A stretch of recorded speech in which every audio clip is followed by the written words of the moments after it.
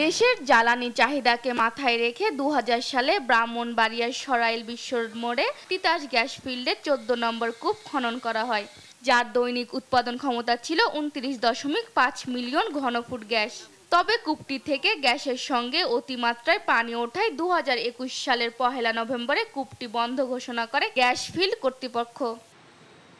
এবছর তিতাস, হবিগঞ্জ, বাখরাবাদ ও মেঘনা গ্যাস ফিল্ডের বন্ধ থাকা ৭টি কূপের ওয়ার্কওভারে ৫২৩ কোটি টাকা ব্যয়ে একটি প্রকল্প হাতে নেয় বিজিএফসিএল কর্তৃপক্ষ। গত ১৯ মার্চ তিতাস গ্যাস ফিল্ডের ১৪ নম্বর কূপের ওয়ার্কওভার কাজ শুরু করে বাপেক্স, যার ব্যয় ধরা হয় ৭৫ কোটি টাকা। ২ মাসেরও বেশি সময় চেষ্টা চালিয়ে কূপটিকে আবারও উৎপাদনক্ষম করা হয়। এতে দৈনিক ১০ থেকে ১২ মিলিয়ন ঘনফুট গ্যাস জাতীয় গ্রিডে যুক্ত হচ্ছে। প্রকল্প পরিচালক জানান, কূপের বিস্যান্ড থেকে ৪০ বিলিয়ন ঘনফুট গ্যাস উত্তোলন করা সম্ভব হবে, যার বাজার মূল্য ২,৫৯০ কোটি টাকা। একটা লেয়ারে যখন গ্যাস জমা হয় তার নিচের দিকে কিছু পানি থাকে। এটা দীর্ঘদিন উৎপাদনের পরে একটা পর্যায়ে গ্যাস যখন কমে আসে তখন নিচ থেকে আস্তে আস্তে পানি আসে।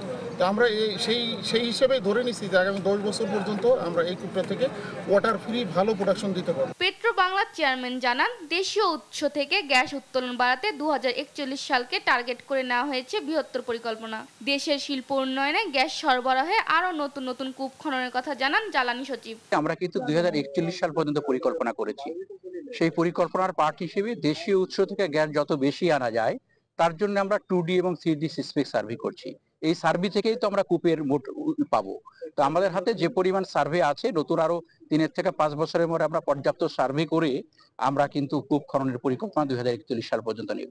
আপাতত ২০২৮ সাল পর্যন্ত আমরা ১০০টা কূপ বেশি আরো খনন করতে চাচ্ছি। খনন, ওয়ার্কওভার সব মিলিয়ে ১০০টি কূপের প্রোগ্রাম আমাদের রয়েছে, যেটা আমরা ২৬ থেকে শুরু করার চিন্তা ভাবনা ছিল, কিন্তু এটা আমরা ২৫ সাল থেকেই শুরু করব। এই লক্ষ্যে আমরা পুরোদমে কাজ করছি। মূল লক্ষ্য হলো আমাদের শিল্প উন্নয়ন এবং আমাদের অর্থনৈতিক উন্নয়ন।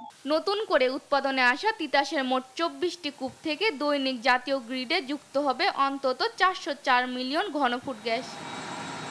নিউজ ডেস্ক, দেশ টিভি।